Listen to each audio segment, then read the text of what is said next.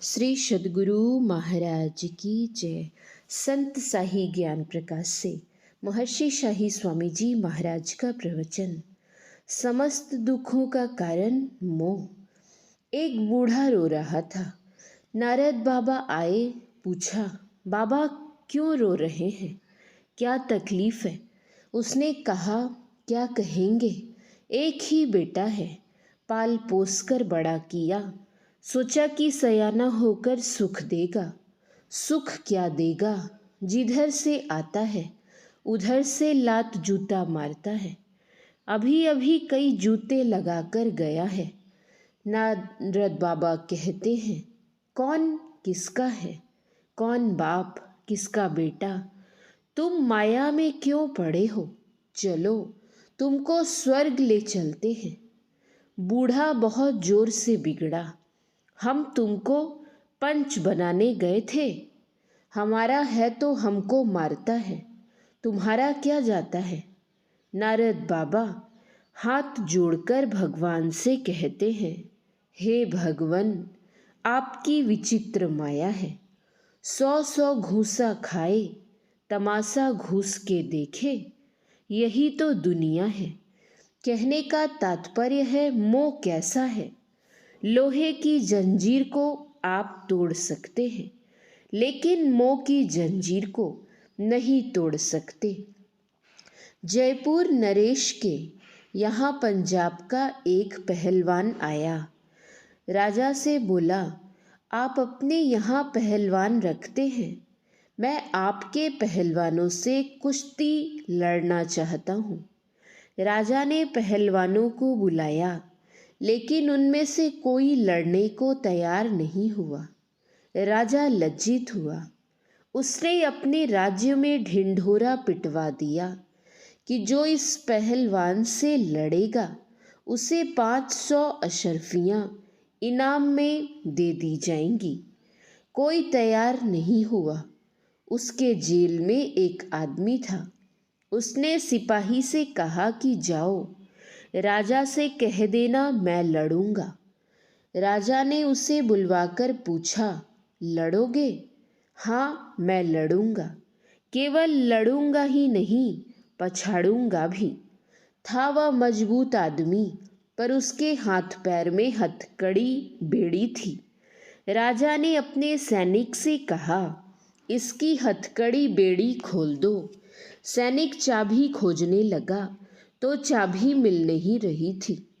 हथकड़ी बेड़ी को काटने के लिए राजा ने लोहार को बुलाने को कहा।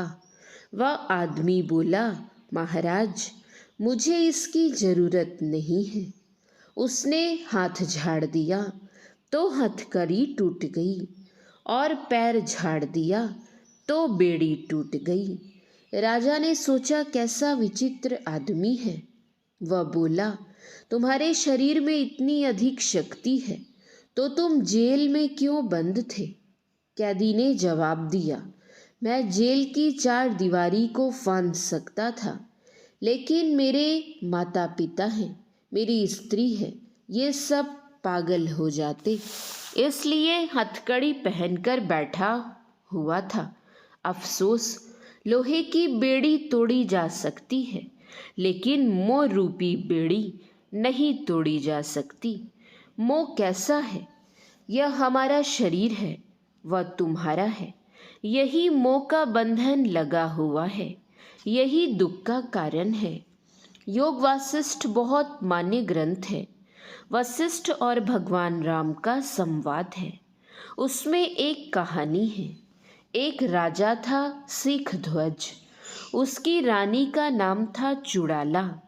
वह बहुत ऊंचे दर्जे की भक्तिन थी। उसने राजा से कहा, सोचिए, हम सब तरह से संपन्न हैं, धन जन विद्या बुद्धि बल सब तरह से। ये क्या है? आपके पूर्वजन की कमाई है। जिस तरह पूर्व जन्म की कमाई से पूर्णता संपन्नता है, उसी तरह आज के किए हुए कर्म के मुताबिक अगले जन्म में सुखी संपन्न होंगे। आप पूजा ध्यान कीजिए, राजा कहते हैं ठीक कहती हो, कहते जाते और टालते जाते। राजा सोचता है कि रानी कहती है, हम टालते जाते हैं। इसी तरह चौथापन आ गया। अब तो हमारे रहने का संसार में बहुत कम दिन रह गया है। अगर अब भी कुछ नहीं करते हैं तो जीवन बेकार चला जाएगा। सुकर कुकर खा जाएंगे, कोई ठिकाना नहीं है। वे राजपाट छोड़कर वन में चले गए। एक छोटी सी झोपड़ी बनाकर रहने लगे, ध्यान भजन करने लगे। लगभग 1 वर्ष हो गया, तब रानी वहाँ गई। रानी वैसे नहीं गई, देवता का वेश बनाकर गई और जाकर कहती हैं, शांति मिली? राजा नहीं पहचान सके। रानी बोली, क्या क्या छोड़ दिया? राजपाट छोड़ दिया, बाल बच्चे छोड़ दिए। राजा ने कहा, अब क्या करना है? राजा ने किताब कॉपी और झोपड़ी में आग लगा दी। वैसे ही घूमने लगे। कई साल के बाद रानी पुनः गई देवता के वेश में। पूछती हैं, क्या राजन शांति मिली? राजा ने कहा, शांति तो नहीं मिली, क्या करूं? अब क्या करना है? भोजन नहीं करना है, पानी पीकर रहना है। राजा कौपिन पहनकर और पानी पीकर रहने लगे। सूख कर काटा हो गए। 1 साल के बाद फिर रानी जाती है, देवता का वेश बनाकर। राजन, सूख कर काटा हो गए, लेकिन शांति मिली? राजा ने कहा, अब क्या करना है? कुएं में गिरना है। रानी तब हाथ पकड़ लिए, कहा, जब तक अहंता और ममता का त्याग नहीं करेंगे तब तक मैं मेरा नहीं छूटेगा। जब तक मैं और मेरा लगा रहेगा तब तक मैं शरीर हूँ, संसार हमारा है, यह भाव भी बना रहेगा। यही मैं और मेरा दुख का कारण है। कहने का तात्पर्य यह है कि यह मोह सारे दुखों का कारण है। भय में दुख होता है, रोग का भय होता है, बुढ़ापे का भय होता है, मृत्यु का भय होता है और इनसे दुख होता है। कितना भय है! संसार का सुख दुख क्या है? जैसे सड़सी लोह की, छिन पानी छिन आग। ऐसे सुख दुख जगत के, सहजो तू मत पाग। संसार में ऐसे ही सुख दुख चलता रहता है। संसार में कोई भी सुख दुख के चक्र से नहीं बच सकता। महान से महान सुखिया को दुख का मुख देखना पड़ा है और महान से महान दुखिया को भी सुख का मुख देखना पड़ा है। यह संसार पाप पुण्य, सुख दुख, दिन रात आदि से मिलकर बना हुआ है। सुख बढ़ाइए, दुख अपने आप हो जाएगा। सुख थोड़ा सा मिले, दुख आपके सामने हिमालय पहाड़ सा खड़ा हो जाएगा। सुख दुख का चक्र ऐसे ही चलता रहता है। संपत्ति विपत्ति, विपत्ति सो संपत्ति, देह धरे को यह सुभाई। भगवान राम को भी जंगल जाना पड़ा, माता सीता को भी रावण के कारागार में रहना पड़ा। संसार में जो कोई आए सुख दुख के चक्र से बच नहीं सके। दिन रात क्या है, अभी अपने देशवासियों के लिए संध्या के भोजन का समय हो रहा है और अमेरिका वालों के लिए सुबह के जलपान का, किसी दूसरे देश में दोपहर के भोजन का समय हो रहा है। यह क्या है? माया है। ये सब लगे रहेंगे कब तक? जब तक यहाँ है। यहाँ कहाँ है? देख लीजिए, संसार में तब है जब शरीर में है। अगर शरीर में नहीं रहते तो संसार में भी नहीं रहते। जब तक शरीर में रहेंगे तब तक संसार में रहेंगे। जब तक भारत देश में रहेंगे तब तक भारत के विधान के अंदर रहना पड़ेगा। अगर भारत के विधान से बचना चाहें तो भारत को छोड़कर दूसरे देश में चले जाएं। स्वामी दयानंद सरस्वती राजस्थान में प्रचार कर रहे थे। उनके विरोधियों ने एक आदमी का माथा मुंडित कर उस पर चूना लगा दिया और एक गधे पर बैठा दिया। एक प्लेट लगा दी कि मैं दयानंद सरस्वती हूँ। अब उसे घुमाने लगे बाजार में ढोल पीटते हुए। उनके भक्तों को बड़ा खराब लगा। बोले, अच्छा सबक सिखा दे। दयानंद जी ने कहा, नहीं नहीं, सबक सिखाने की जरूरत नहीं, सबक सीख लो। दयानंद यहाँ ना बैठा हुआ है। नकली जो होगा उसका यही हाल होगा।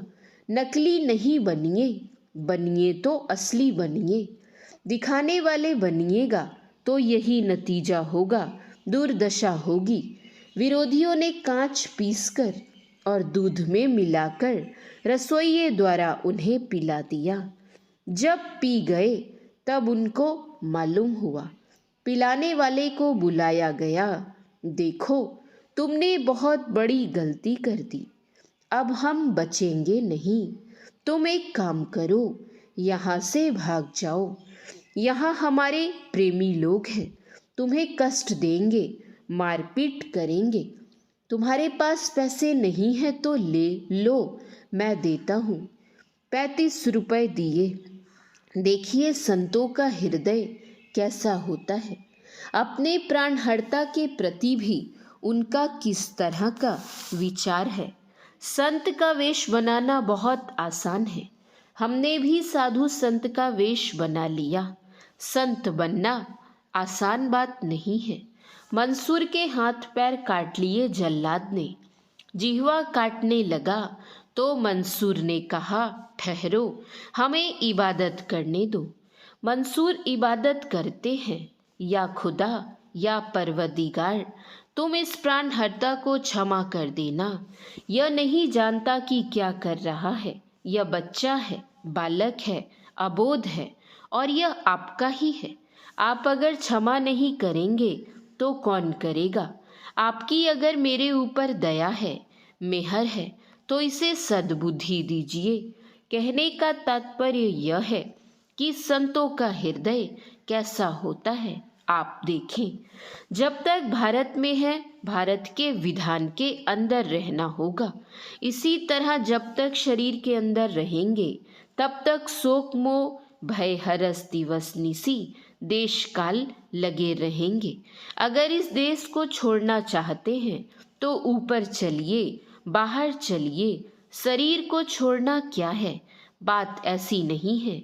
शरीर एक ही रहता तो बात ठीक रहती, लेकिन शरीर तो है कई। साधारण मृत्यु में एक शरीर छूटता है और सब शरीर रह जाते हैं, और शरीर रह जाने से दूसरे शरीरों में जाते हैं। ऐसा ख्याल है कि गेहूं बोते हैं तो गेहूं होता है, धान बोते हैं तो धान होता है, अन्न का बीज बोते हैं तो अन्न ही होता है। मनुष्य का शरीर चला जाएगा तो फिर मनुष्य हो जाएगा। मनुष्य के शरीर में मनुष्य बनकर रहे तो मनुष्य बनेंगे। अगर मनुष्य नहीं बनकर रहे तो घोड़ा, गधा, सूअर आदि बनेंगे। तब क्या होगा। भगवान राम का चित्र देखिए, भगवान कृष्ण का चित्र देखिए, देवी देवताओं का चित्र देखिए, मनुष्य का शरीर देखिए, चाहे नर हो या नारी। राक्षसों का चित्र देखिए। भगवान राम की भी आंखें हैं, नाक है, कान है, मुंह है, हाथ हैं, पैर है। भगवान कृष्ण को तथा देवी देवताओं को भी यही सब कुछ है। हम लोगों को भी है, राक्षसों को भी है। अंतर है अंदर में। अंदर से जो जैसा है वह वैसा है। भगवान राम अंदर से भगवान थे, भगवान कृष्ण अंदर से भगवान थे, हमारे गुरु महाराज अंदर से भगवान थे। बोलिए श्री सद्गुरु महाराज की जय। यह प्रवचन महर्षि में ही आश्रम, अशोकनगर, पथ संख्या 10, कंकड़बाग, पटना 20 में रविवारीय सत्संग में दिनांक 1/7/2021 को हुआ था। श्री सद्गुरु महाराज की जय। महर्षि शाही स्वामी जी महाराज के प्रवचन का कुछ अंश पढ़ा गया है। श्री सद्गुरु महाराज की जय। श्री सद्गुरु महाराज की जय। श्री सद्गुरु महाराज की जय।